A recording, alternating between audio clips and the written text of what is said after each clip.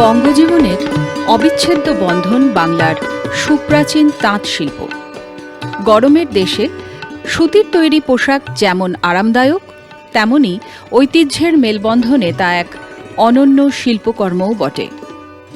পশ্চিমবঙ্গের সমবায় সমিতিগুলির মধ্যে রাজস্ব আদায়ের নিরিখে বাংলার তাঁত যেমন এগিয়ে, তেমনি কর্মসংস্থানের ক্ষেত্রেও এই শিল্প হয়ে উঠেছে হাজার হাজার মানুষের জীবন জীবিকার একমাত্র অবলম্বন। আজ শুনব এক তাঁত শিল্পীর জীবন দর্শন, যার কাছে সাফল্য মানে শুধু ধরা বাঁধা অঙ্ক নয়, বরং বলা যায় স্বনির্ভরতা।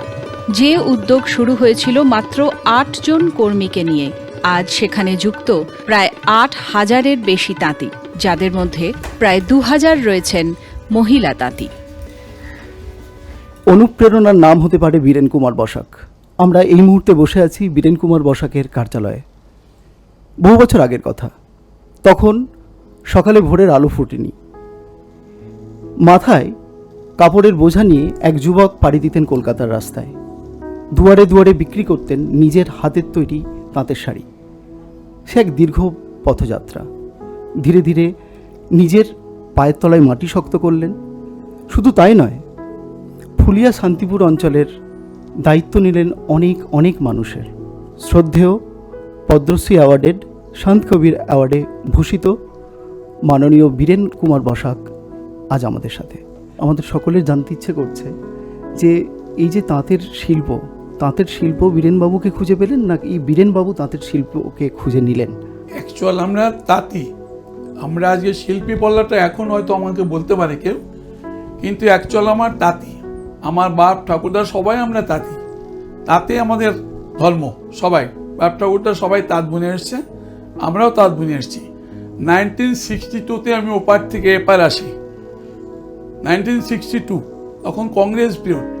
সেই সময় এখানে এসে আমরা উদ্বাস্ত অবস্থায়, হাতে কোনো পয়সা ছিল না। রাস্তায় আমার গলায় একটা চেন ছিল, সেই চেনটা আলিপুরদুয়ারে মাত্র 1200 টাকা বিক্রি করলাম। বিক্রি করে সেই টাকা নিয়ে কোনো রকমভাবে আমরা শিয়ালদা এসে পৌঁছালাম।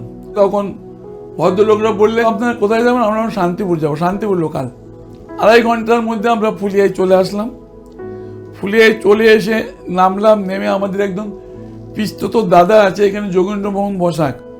আমরা যখন আসছি তখন উনি এখানকার কি টপ মহাজন কাপড়ের। উনি নিজেও তাঁতি, এও বাংলায় এসে অনেকদিন ওনারাও কাজ করে এসছেন। আমরা 4, বাবা, মা, দাদা, আমি, এই 4 জন। তখন আমরা ওনার বাড়িতে উঠলাম। এসে ওঠার বললো যে তোমরা কালকে থেকে তাঁতে বসে যাও, আমার বাড়িতে তাঁত আছে। যোগেন্দ্রমোহন বসাকের বাড়িতে 10টা 20টা তাঁত ছিল। একমাত্র তখনই আমি দেখেছি যে আমাদের এই কুটির শিল্প তাঁত ঘরে 10টা 20টা তাঁত, এবং ওনাকে আবার ভাড়া দিতে হয়। বুনলে পরে কি 10 টাকা মাসে ভাড়া দিতে হয় ওনাকে। এইভাবে আমরা কাজ করলাম। 1 জোড়া শাড়ি করে এই 5 টাকা পেতাম। তো আমরা দেখলাম এখানে এই 5 টাকা জোড়া কাপড় বুনে ফ্যামিলি চালানো খুব কঠিন। আমাদের অত খাটতে আমরা পারবো না, তবে লেখাপড়া করতাম। তারপরে এসে আমরা এই তাঁতে বসলাম। আমার পড়াশোনা কিন্তু ক্লাস 6। এই যাত্রাপথের মধ্যে আপনার কি কখনো মনে হয়েছে যে এই পেশা ছেড়ে আপনি অন্য কিছু করবেন? এরকম কোনো যন্ত্রণার সময় তৈরি হয়েছে? যন্ত্রণা থাকলেও তো কিছু করার নাই, কারণ লেখাপড়া তো শিখতে পারিনি। ক্লাস 6-এ পরীক্ষা দিয়েই তো এখানে পালালাম।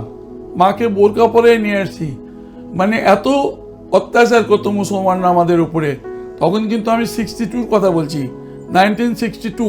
ছোটবেলা কেটেছে অবিভক্ত বাংলাদেশে। বীরেনবাবু অবশ্য বাংলাদেশকে পূর্ব পাকিস্তান বলতেই বেশি পছন্দ করেন। দেশভাগের অস্থির সময়ে মাত্র 12-13 বছর বয়সে পরিবার সহ এদেশে চলে আসেন। সদ্য কৈশোরে পা দেওয়া ছেলেটি শিখতে শুরু করে তাঁতের কাজ, বুননের খুঁটিনাটি। ভাইকে সঙ্গে নিয়ে দুয়ারে দুয়ারে শুরু হলো শাড়ি বিক্রি। মনে তো নিশ্চয়ই পড়ে, কারণ দেশের বাড়ি যতই খারাপ হোক, যতই হোক, দেশের টান এখনো আছে। এখনো রাত্রিতে আমি দেশের বাড়ি স্বপ্ন দেখি। তখন আমি কীর্তন করতাম, আমার নাম কীর্তন করার অভ্যাস আছে। আমাদের দল ছিল। এই 8 বছর বয়স থেকে আমি বাংলাদেশে কীর্তন করতাম। অনেক জায়গায় ছিল, টাঙ্গাইল ছিল, আরো অনেক অনেক জায়গায় কীর্তন হতো। বাবা ছিলেন কীর্তনিয়া। ছোটবেলায় তিনি নিজেও কীর্তন গাইতেন। ইচ্ছে ছিল বড় হয়ে পেশাদারি কীর্তনিয়া হবেন, তবে এখনো সময় পেলেই মন দেন কীর্তনে। সেখানে কিন্তু পয়সা না, এখন যেন অনেক পয়সা নিয়ে কীর্তন। যেন আমার এখন একটা বঙ্কবেদী সম্প্রদায় দল আছে, ওটা পার ডে এখন 10,000 টাকা নিচ্ছে। তো আপনি এখনো কি কীর্তনের সাথে যুক্ত? নিজেকে যুক্ত আছে, কিন্তু আমি এখন আর কীর্তন করতে পারি না। 76 বছর বয়স, এখন কীর্তনে খুব কি বলবো, মানে এত পরিশ্রম। আমরা বলতাম মাটি কাটা পরিশ্রমের চেয়ে বেশি পরিশ্রম আমাদের কীর্তনে। নাম কীর্তন, আমরা তো অন্য কীর্তন করতে পারি না, যে নাম এক নাম সকাল থেকে সারা রাত চলবে, দিন রাত সেই কীর্তন করতাম। তারপরে তো দেখ এদেশে এসে তাতে বসলাম। আমার দাদা, আমি, আমার বাবা, তিনজনে 3 তাস বসে গেলাম। যখন আমরা এই কাপড় বুনতাম, এত চাহিদা ছিল আমাদের কাপড়ের, মানে এই টাঙ্গাইল শাড়ির। কলকাতা থেকে, বোম্বে থেকে যেসব মহাজনরা আসতো সপ্তাহে একদিন করে, এসে যে নরদ আমাদের তাঁত বোনা হয়, সেই নরদে ওর নাম্বার দিয়ে যেত, এটা আমার শাড়ি। শাড়ি বিক্রি করতে গিয়ে দেখা হয়ে যায় কিছু কিংবদন্তি মানুষের সঙ্গে। তাদের সঙ্গে আলাপি ঘুরিয়ে দেয় বীরেন বসাকের জীবন। দেখা হয় সেই সময়ের মুখ্যমন্ত্রী সিদ্ধার্থ শঙ্কর রায়ের স্ত্রী মায়া রায়ের সঙ্গে। কাজের প্রশংসা পান সত্যজিৎ রায়ের স্ত্রী বিজয়া রায়ের কাছ থেকেও। তখন নকশাল পিরিয়ড 72। কিছু কাপড় নিয়ে আমরা কলকাতা, এখান থেকে আমরা 2 ভাই কলকাতা পাড়ি দিই। ওখানে রিফিউজি হ্যান্ডিক্রাফট আছে একটা দোকান ছিল বালিগঞ্জ ফাঁড়িতে, এখন মনে পড়ছে। রিফিউজি হ্যান্ডিক্রাফট পড়াটা দেখেই, যেহেতু আমরা রিফিউজি, যদি এখানে কিছু উপকার হয়, ভালো কাজ করতে পারি, কিছু করতে পারি, সেই হিসাবে ঢুকলাম। ওই সময় যখন মিসেস দত্তকে আমি শাড়ি দেখাচ্ছি টেবিলে, ওই সময় আপনার মিসেস মায়া রায় আর সবিতা ঘোষ ওখানেও শাড়ি কিনতে গিয়েছেন। সিদ্ধার্থ শঙ্কর রায়, ওনার ওয়াইফের নাম হচ্ছে মায়া রায়। তো বললো যে তোমরা একটা আমাদের ঠিকানা করে দিল। তখন তো মোবাইল ফোন বা এসব কিছু ছিল না। তখন উনি কাগজে একটা লিখিত দিল যে এখান থেকে বেশি দূর না, বেলতলা রোড আমরা থাকি, তুমি আমার বাড়িতে তোমরা দুজনে কালকে দেখা করবে। তখন কিন্তু আমাদের বলেনি যে সিদ্ধার্থ শঙ্কর রায় ওয়াইফ আমি, শুধু বললো বেলতলা রোডে এই নাম্বারটা দিয়ে গেলাম, তুমি ওখানে চলে যাবে। তারপর ওখানে গিয়ে গেটে দেখালাম, প্রচুর পুলিশ সামনে দিয়ে রয়েছে। পুলিশ দেখে আগেও ভয় পাইতাম আমরা, বাংলায় এসে পুলিশ দেখলে খুব ভয় হতো। আর পুলিশ থাকতে আমাদের ভয় হলো, কার্ডটা এটা দিলাম আর কি, ওই লেখা অ্যাড্রেসটা দেওয়াতে উনি বললো হ্যাঁ, ম্যাডামকে ফোন করলো, বললো উপরে পাঠিয়ে দাও। ওই প্রথম আমার ওনার বাড়িতে যাওয়া। উনি বললো যে বীরেন, তুমি আমাকে 50টা শাড়ি দেবে, তুমি দেখে দেখে নিয়ে আসবে। আমি কেন ম্যাডাম? বললো যে আমি এটা দিল্লিতে নিয়ে একটা এক্সিবিশন করবো, না কাউকে দেবো এরকম। যাই হোক, তখন আপনার কাপড়ের দাম কত? 10 টাকা, 15 টাকা, 25 টাকা, 50 টাকা, আর মুজির ওই 5 টাকা, আর কাপড় 20-25 টাকা। এগুলো নিয়ে ওখানে গেলাম। তখন বললো যে আমি 100টা শাড়ি তোমার কাছ থেকে সব নিয়ে নেবো, আর সব চাইতে তুমি 100 টাকা করে বেশি নেবো আমার কাছ থেকে। মানে আমি আর দাদা চিন্তা করতে পারছি না যে কীভাবে বললো 100 টাকা, তো 10 টাকায় লাভ করতে পারছি না, উনি 100 টাকা লাভ দেবে একটা কাপড়ে, তাও 100 পিস কাপড় নেবে। আমার যে দাম সে দাম আমি বলে দিলাম। বলার পরে বলি তুমি প্লাস 100 করে আরো করো। আমি বলি কেন? বলে এটা তোমাদের আমি রাস্তা শিখালাম, যে এখানে আসলে একটু বেশি না বিক্রি করলে তোমরা ঠিক জায়গায় পৌঁছাতে পারবে না। উন্নত মানের শাড়ি, জামদানি শাড়ির উপর অভিনব নকশাই বীরেন কুমার বসাককে এনে দেয় স্বতন্ত্র পরিচিতি। ঐতিহ্যের সঙ্গে আধুনিকতার মেলবন্ধন ঘটিয়ে তৈরি করলেন নতুন এক ব্র্যান্ড।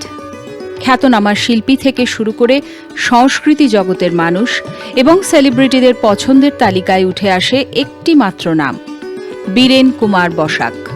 তার কাজের মধ্যে যার সবথেকে মৌলিক, সবথেকে ইনোভেটিভ দিক, তা অবশ্যই তাঁত শিল্পে ভারতীয় পুরাণ বা মাইথোলজির ব্যবহার।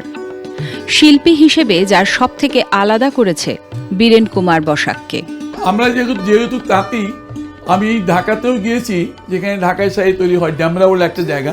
ঢাকায় জামদানি কিভাবে তৈরি করে, ছোটরা কিভাবে কি করে এইসবের জন্য, বা কিছু কাপড়ও কালেকশন করে আমরা নিয়ে এসেছি। তখন দেখলাম এই জামদানি যেভাবে ওরা তৈরি করছে তা আগে দেখিনি। ওইবার গিয়ে আমি দেখলাম জামদানি মুসলমান ওরা করছে সব কারিগররা, তাহলে আমরা কেন পারবো না? কিন্তু আমি চাই না যে এই ঢাকাই শাড়ি আমি করবো টাঙ্গাইলের ওপরে, তাহলে ওরাই বলবে যে আমাদের দেখে বীরেনবাবু এগুলো করেছে। সেটা আগেই আমার মাথায় ঢুকে গিয়েছিল যে ওদের কাজটা আমরা করবো না, কিন্তু ওদের যে টেকনিকটা, সেই টেকনিকটা আমাকে বুঝতে হবে।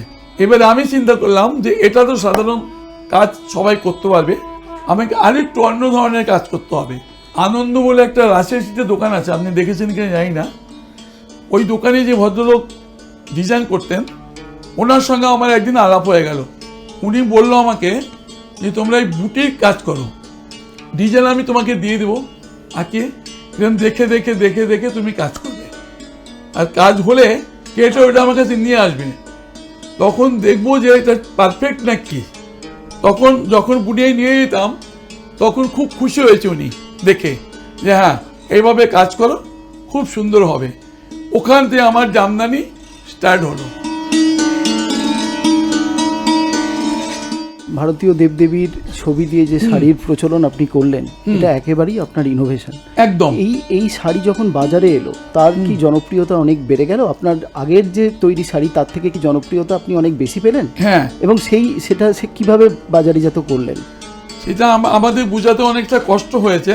যেমন আমার এখানে একজন আপনার টেক্সটাইল মিনিস্টার এসেছিল, যখন আমি দামি শাড়িগুলো দেখালাম তখন আমাকে বলে কি এগুলো কি ছাপা শাড়ি, খুব ভালো হয়েছে, হ্যান্ড প্রিন্ট খুব ভালো হয়েছে।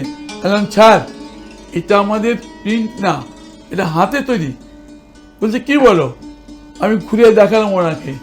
বাড়ির দেওয়াল জুড়ে সারি সারি পুরস্কার আর সম্মাননা, ন্যাশনাল অ্যাওয়ার্ড থেকে শুরু করে লিমকা বুক অফ রেকর্ডস, সাফল্যের ঝুলিতে যেন কিছুই আর বাকি নেই। এখন অবধি যা শুনলাম, যাত্রাপথ মোটেই মসৃণ ছিল না।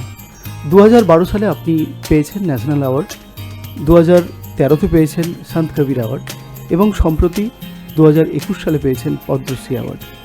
আপনার অনুভূতি কেমন? এই এত সম্মান পেয়েছেন এবং আপনার বাড়ির দেওয়ালে প্রচুর গুণী মানুষদের ছবি এবং তাদেরকে আপনি নিজের হাতে তৈরি করা শাড়ি দিয়েছেন, আপনার অনুভূতি একটু বলুন। আমি খুব চেষ্টা করেছিলাম একটু, যে অ্যাওয়ার্ড নিয়ে আমাকে একজন বলেছিলেন, একজন বোম্বের একজন কাস্টমার আমার বাড়িতে এসেছিলেন, বলছে বীরেনবাবু আপনি এই যে কাপড়গুলো তৈরি করছেন এত সুন্দর সুন্দর, কী জন্য? তখন আমি ম্যাডামকে বললাম, ম্যাডাম আমার খুব ছোটোবেলার একটা ইচ্ছা, যখন আমি পাকিস্তানে ছিলাম ক্লাস 6-এ লেখাপড়া করে চলে এসেছি, পারলাম না লেখাপড়া করতে, তখনই একটা মনে মনে ভেবেছিলাম যদি আমি কোনোদিন কিছু করতে পারি, এই দামি শাড়িগুলো এই ধরনের মডেল ছবি যদি আমি রেখে একটা মিউজিয়াম তৈরি করতে পারি, সেই মিউজিয়াম থেকে যা পয়সা আমি পাবো সেই পয়সা দিয়ে আমি অনাথ বাচ্চাদের পড়াশোনা করাবো। এটা আমার মনের খুব ইচ্ছা ছিল। স্বয়ং প্রধানমন্ত্রী নরেন্দ্র মোদীর সাথে আপনার দেখা হয়েছে বেশ কয়েকবার। আপনি নিজের হাতে তৈরি শাড়ি দিয়েছেন এবং সেই ছবি মোদিজি নিজে টুইট করেছেন, আপনার অনুভূতি কেমন? মোদিজি একটা কথা বলেছিল, আমি মোদি থেকেও একটা ওনার প্রতিচ্ছবি তৈরি করে দিয়েছি, যে উনি বহু লোকের মাঝে বক্তৃতা দিচ্ছে, সেটা আমি ওনার হাতে তুলে দিতে পেরেছি, এতে আমি খুব গর্বিত। মোদিজি যখন প্রথমবার আমাদের ওটা দিল, আমাকে বলছে বসাইছি আপনি বাঙ্গাল হ্যাঁ, বাঙ্গাল চায় আয়, আমি হ্যাঁ, এমনভাবে চাপ দিয়ে আমার হাতে ধরেছে, বলে বসাইছি এতনা সফট আপনাকে হ্যান্ড কে হয়, এত সলিড বডি। আমরা অনেক জায়গায় গিয়েছি, ওই বয়স্ক লোক অনেক দেখেছি, কিন্তু মোদিজির মতো তো স্টিক একদম সলিড বডি লোক আমি কিন্তু দেখিনি। আর একবার ওনাকে ওটা দিলাম, ওনার ছবিটা হাতে করে দিলাম, উনি তো খুব খুশি। উনি তো বললো 5 কোটি লোককে আমরা এই ছবিটা পাঠিয়েছি, দেখেছে। তখনকার থেকে দিল্লির লোক বেশি আমাকে চিন্তা আরম্ভ করত।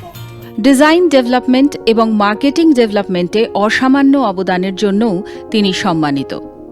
তার কাজ বাংলার তাঁত শিল্পকে শুধু জনপ্রিয়ই করে তোলেনি, বরং জাতীয় ও আন্তর্জাতিক বাজারে এনে দিয়েছে বিরল এক পরিচিতি। দেখুন তাতে কত মিনাকারি কাজ, দেখুন কিভাবে করা হয়েছে।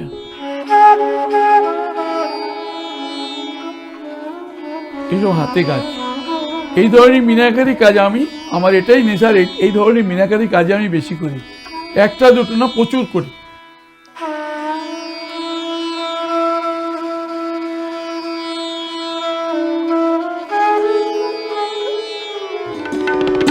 এটার দাম 1.5 লক্ষ টাকা। আমি যে আপনার অস্ট্রেলিয়া গেছিলাম সেখানেও আমরা ফার্স্ট হয়ে এসেছি। দেখুন এটা কি সুন্দর কাজ, দেখুন ছোট ছোট ওয়ারিং, এই ছোট ছোট ছোট কেউ যদি একসঙ্গে করতে পারে, কেউ যদি ছোট করে নেয় করতে পারে, কোনো অসুবিধা নেই। দেখুন রাধাকৃষ্ণ, গোপাল,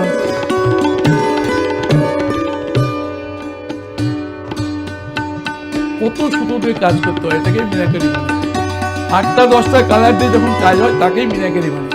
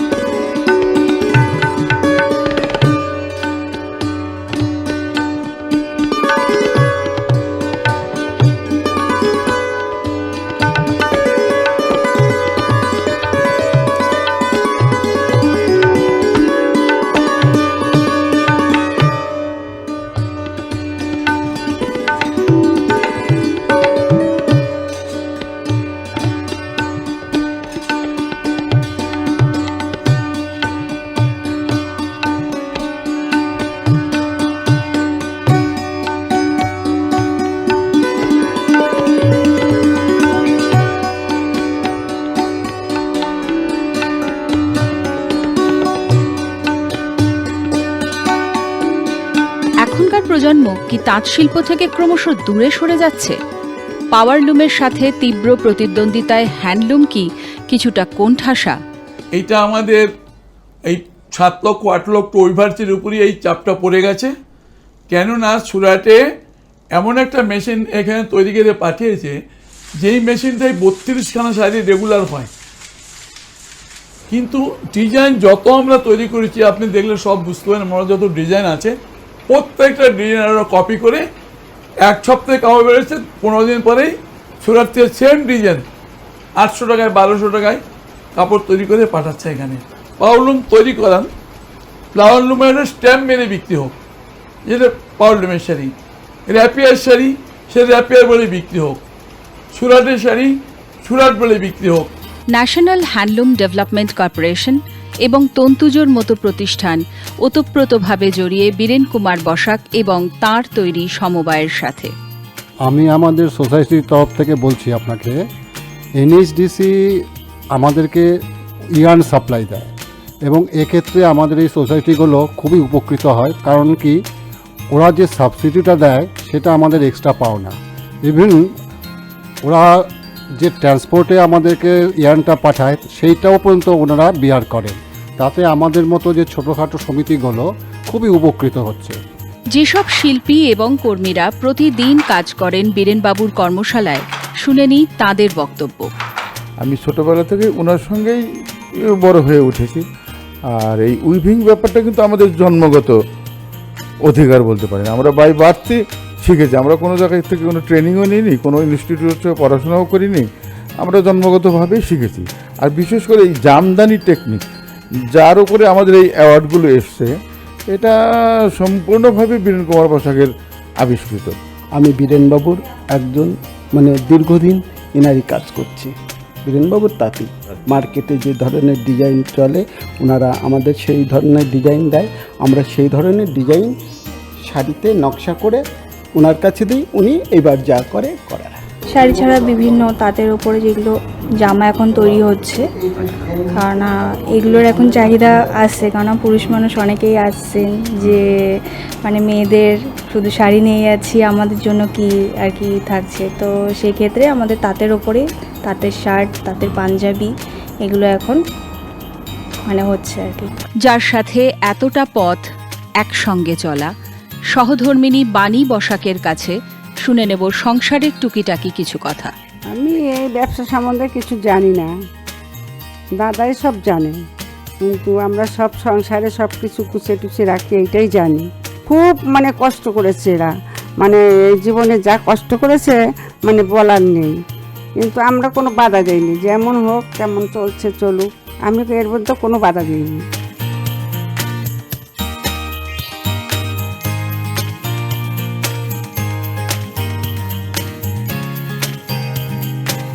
আচ্ছা, আজকাল তো অনেক ধরনের শাড়ি আমরা দেখতে পাই। মূলত আপনাদের এখানে কি কি ধরনের শাড়ি পাওয়া যায়? আমাদের কটনটা খুব বেশি, এখন যেরকম গরমটা পড়েছে কটনটা এখন একটু বেশি আমাদের চলে, সফটের মধ্যেই বেশিটা চলে। আর 900 টাকা থেকে আমাদের সব ধরনের বিভিন্ন রেঞ্জের শাড়ি পাবেন, এবং সব ধরনের সিল্ক আছে, মটকা, রেশম, তসর, এগুলো সবই আমাদের সবসময়ের জন্য চলে। পিওরটাই পাবেন এখানে সব। রিটেল নাকি হোলসেল নাকি দুভাবেই, কিভাবে বিক্রি হয়? না, হোলসেলও আসবে, রিটেলও আসবে, মানে একটা শাড়ির জন্য যেন কেউ এসে ফিরে না যায়। এখন সব ধরনের আমাদের সব মানে কাস্টমারদের জন্য সেভাবেই চিন্তাভাবনা করা আছে। রিটেল স্টোরে ঘুরতে ঘুরতে আমরা দেখলাম জমিয়ে চলছে কেনাকাটা। কয়েকজন ক্রেতা বন্ধুর সঙ্গে আমরা একটু কথা বলার চেষ্টা করলাম। আমাদের বিশেষ কোনো মানে এই রেঞ্জের মধ্যেই বা সেরকম কোনো ব্যাপার না। আমাদের আমরা আসলে একটু বুটিক আছে, তো আমরা একজন একটু নানান ভ্যারাইটি নিচ্ছি, তো আমরা বিভিন্ন রেঞ্জেই দেখছি। না, বীরেনবাবুর শাড়ি একদম মানে অন্যরকম, ভীষণই আমরা বহু বছর ধরেই আসছি। এই কাপড়ের কোয়ালিটিও খুব ভালো, ডিজাইনগুলোও অনবদ্য। এবার এইখান থেকে নিয়ে গিয়ে সেটা কলকাতায় আপনি অনেকের কাছে পাবেন দেখতে, কিন্তু এখানে এটা খুব মানে খুব স্পেশাল ধরনের না শাড়ি। না, যত বড় স্টোর আছে আপনার সারা ভারতবর্ষে, যেখানে বেঙ্গলের তাঁত রয়েছে, বীরেনবাবু শাড়ি রাখে। শাড়ি ব্যবসায় অন্যতম সফল উদ্যোক্তা বীরেন কুমার বসাক। তার আনুমানিক বার্ষিক ব্যবসার পরিমাণই প্রায় 50 কোটি টাকা। কিন্তু তার প্রকৃত পরিচয় কেবল একজন ব্যবসায়ী হিসেবে নয়, তিনি একজন প্রকৃত শিল্পী, দূরদৃষ্টি সম্পন্ন মানুষ, হাজারো তাঁতশিল্পীর আশার আলো। সাফল্যের শিখরে পৌঁছেও যার পা আজও মাটিতে, সেই বীরেন কুমার বসাক আমাদেরকে শেখালেন পরিশ্রম, সততা আর মানুষের প্রতি দায়বদ্ধতা থাকলে স্বপ্ন কখনো অধরা থাকে না। আজকের এই অনুষ্ঠান তাদের জন্য, যারা স্বপ্ন দেখতে ভালোবাসেন, যারা জীবনের প্রতিকূলতাকে জয় করে এগিয়ে যেতে চান। বীরেন কুমার বসাকের পথ চলা তাদের সকলের জন্য এক অনন্ত প্রেরণার উৎস হয়ে থাকবে।